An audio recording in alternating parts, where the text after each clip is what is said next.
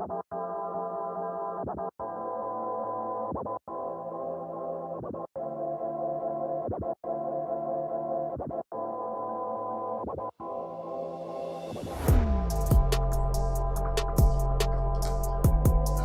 want to talk about the future. I want to talk about all sorts of things. I want to talk about myth. I want to talk about myself. I want to talk about life. You know, there's a lot of stuff that you guys don't know.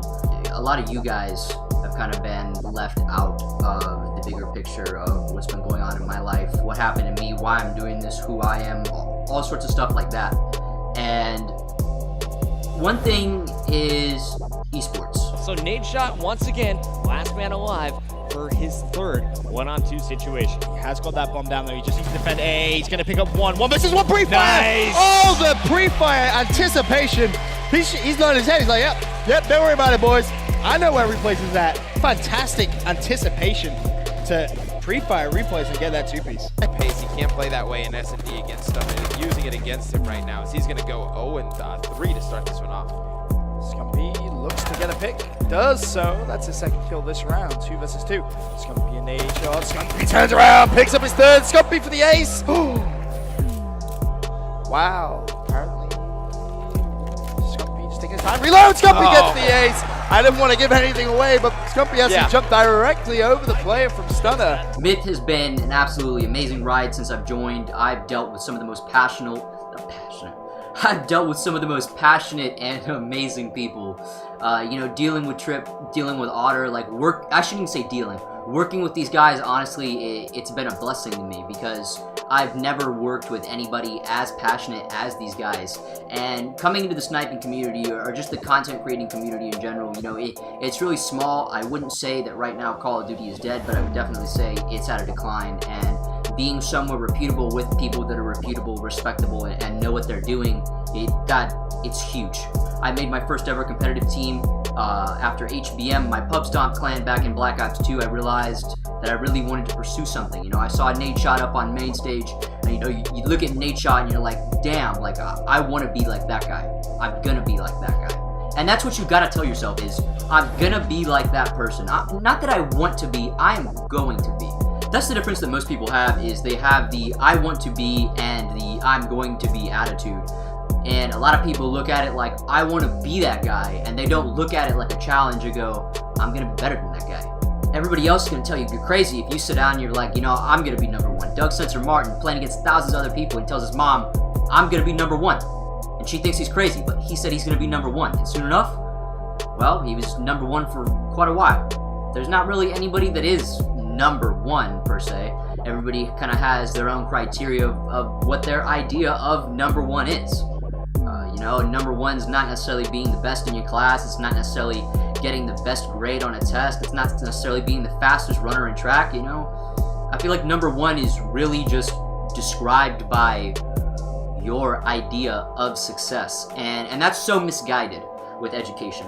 If you guys didn't know, I did drop out. I am a dropout. A lot of people don't expect me to be a dropout because you look at this and you're like, oh, you know, Nixie, he seems well established. He's 18 years old. He's living in his apartment with his dog. He's making videos. He's playing COD. He's doing all this stuff. He's got so much time for it. He seems like he's supporting himself. And, you know, a lot of that I have to thank for my mom. My mom, growing up, my mom was not necessarily the most honest person.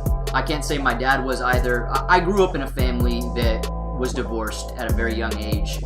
There were a lot of lies thrown around my family. A lot of you guys deal with divorces and family fights, and you deal with all sorts of stuff. And I understand that. I'm a little harsh to it now. I look at people and I kind of have that attitude, like, you know, if you got your face kicked in and you're on the ground, get up, because that's what I did. You know, I kind of lost my soft touch after a while. You know, it's hard for a lot of people to grind. Myth was that grind for me. Myth was that opportunity. We've got so many things in the works right now. After Clash of the Clans, a lot of the hype died. A lot of people don't look at Myth the same after Rai and Jazzy and all these quote-unquote sniping gods are gone. They don't look at the team the same anymore. A lot of people look at Myth like the sniping team isn't as good as it used to be, and I'll admit, the sniping team has hit a bit of a slump compared to what it used to be, but it's definitely not bad. The guys we have are absolutely amazing. Zyles is doing a wonderful job with the team itself. The CSGO team is going great. Overall, the team is doing really, really well, and I don't think people give it enough credit, and that kind of loops around to the hype. We don't have any sort of hype going on. We're going to be working on an Obey dual Dualtage. That's actually an edit right now. You know, you guys have the favorite editors, Stellany, Philany. That's what we should call them. Stellany and Philly. Together, you know, we got Philany, Philanessi. I call him Philanesser. That's what I call him. Philanesser the Finesser. They're going to be editing the Obey dual Dualtage. Philly's trailer for it, his preview that he linked us, it's stunning. We're going to be moving into eSports. I can't really specify anything that's going on. We had a lot of stuff planned that I'm sad to say isn't necessarily going to happen now, that was going to happen before. But there's a lot of stuff we're still working on, and a lot of people doubt it. A lot of people look at us and they go, you know, sniping team, sniping is dead, COD is dead, it's a dead game. You guys are stuck in a community that's drying out. It's not profitable anymore. The way I see it is, you know, we have a fan base. You present yourself to esports investors and you go, I have these numbers, I have these fans, and I have this passion. You don't think I'm investable, you don't think I'm worth it, and you go to them and you say, look, these are my numbers. These are the fans that watch every video. These are the people that drop a like on every video. These are the people that are making a dream a reality. People can look at 40K, they can look at 50K, and they could say, well, you know, that's small. That's really small compared to Dashy XP or Dashy Games, whichever channel you watch. It is millions of subs, you know. PewDiePie's millions of subs. It's small feat to FaZe's subs. You know, you're not going to be the best. There's always going to be somebody bigger than you. There's always going to be somebody better. But the way I see it is growth. And when you work with growth, when you get something, when you see a plant, or let's use an animal for example, and you get a puppy and you raise this puppy, that puppy learns to appreciate you. It starts to think of you as the parent. It has a love for you. You know, you go to bed with that puppy at night, you feed that puppy, and that puppy knows you're going to be taking care of it, because that's just, it's how it goes. It learns to trust. It evolves. That's your best friend. And when people come over to your house, they know that dog is your best friend. That's how I see esports. You get an esports team, you get a sniping team, you get the passion, and you build together. You build that fan base through competitive gaming. You build it through the content, through the people, through the memories, through the lands, through the fucking kill cam team tages, the trick shots, the sniping, the CSGO frag movies, all that stuff. You get the vlogs, you get the tages, everything. It's about the content, it's about the personality. If you don't have personality in what you do, you're not going anywhere. And that's what we're doing with the future. Clash the Fans is an idea I came up with. We have the trick shotting team, and we pick 2 captains. They get 5 fans on each team. These teams have 5 fans, and the captains go against each other. Myth editors edit it. We get a cams edited by the Myth editors. The fans are working with actual Myth trick shotters, and you create content, and then you pick up 1 or 2 guys, and you're involving yourself with the fans. You're giving other people an opportunity, and that is the greatest thing about the sniping community, esports, everything, is being able to go to somebody and present them with an opportunity, having the opportunity in this hand and giving it to somebody in their hand, and now they have one, and together you build something. That is what it's about, is the building relationship. You need to build something with someone, not by yourself. If you're by yourself, if you're greedy, if you're doing everything by preference, nothing is gonna go in your favor. You have to work with other people. Honestly, I'm gonna be really honest, I'm a bit lost, because when I look at all this Myth content, it's great, but I'm 18, and a lot of people would look at me as kind of being a joke for dropping out, and I don't really see it as that. I see it as, you know, school wasn't really my strong suit. School wasn't the thing for me, and because school wasn't the thing for me, I decided to pick up my game and focus on this stuff. I started to focus on all sorts of online goals, making connections, building a fan bases, getting people behind me that knew me for who I was, and kind of building off of the source that if I am who I am, and I keep, you know, supporting who I am, there's gonna be people that support me for who I am, you know? That's how it should be in the world. People should look at you for who you are rather than your high school education. And I feel like I have a lot to bring to the table. I look at all these esports teams, and I feel like I really would fit in. But at the same time, I wouldn't, in the sense that nobody would really believe in me.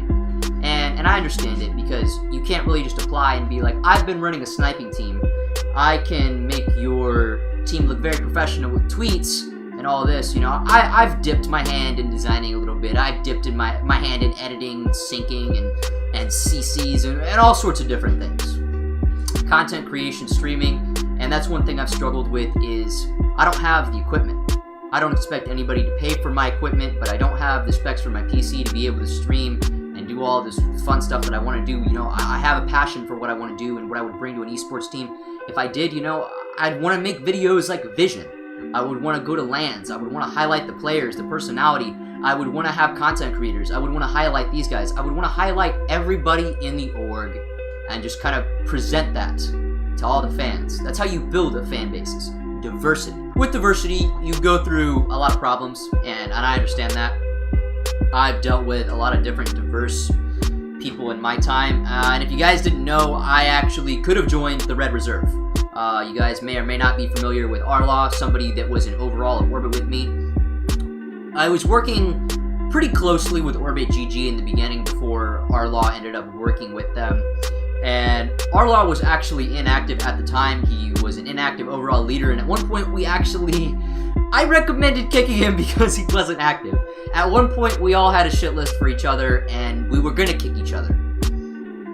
Everybody kind of had this backup plan, like, you know, if you're not doing your job, well, I'm gonna kick you as a leader, and I'm gonna take the better position, or the better standing, or the better reputation. I'm gonna be that guy that's better than you, and I'm gonna get the better job than you because you didn't do yours. I was working really closely with Orbit GG. I actually got Orbit GG partnered with Orbit Clan in the time that I was there.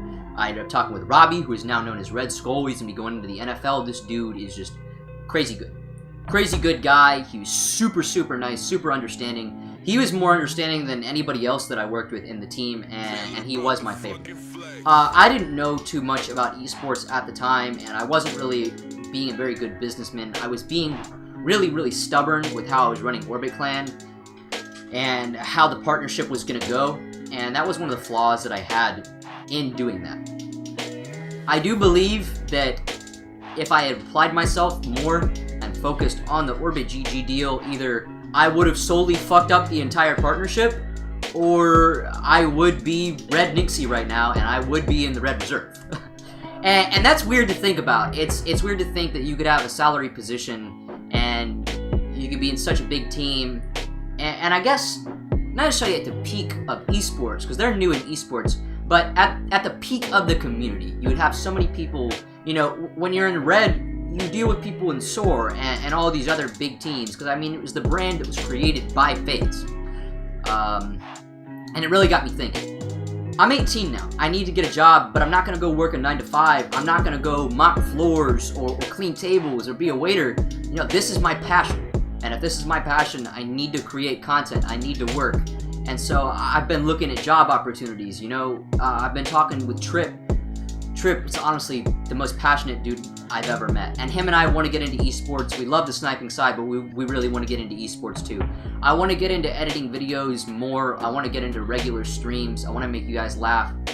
And there's a lot of stuff going on. Another thing is I'm focusing multi-FPS with Myth. I brought the Halo team back. We're going to have Halo uploads. I also brought the Battlefield team back with a couple of the guys. And so we're going to be doing a Myth and Obey Clash the Clans. That's going to be pretty fucking awesome.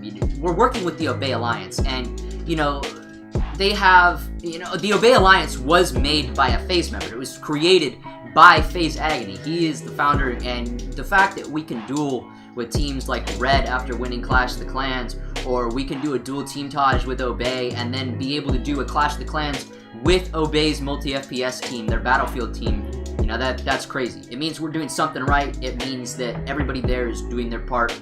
The players, the designers, the editors, everybody just so skillful, and I'm blessed to be where I am. I'm not religious, but I will say that I'm blessed. I wouldn't say it's necessarily complete luck. I've grinded a long time. It's been about 4 years, and I guess now it's finally where every day, you know, I sit in my bed at night, I stay up all night, and I think, you know, it's time to grow up. it's time to get a little bit of money, better the setup, and really show what I can do. And I guess that's where we're at this point, is the future. I don't really know what my channel is anymore. I don't really know who I am. I'm still kind of learning that. I want to do funny videos, and I want to cuss and make you guys laugh. I want to do entertaining streams. I want to snipe, you know, I want to get montages out. I want to lead. I want to learn to edit a little bit. I want to dab into esports, and I have the time to do it. I guess now it's just time to apply myself, because, you know, that's what this is. You know, it's the future. It's the future.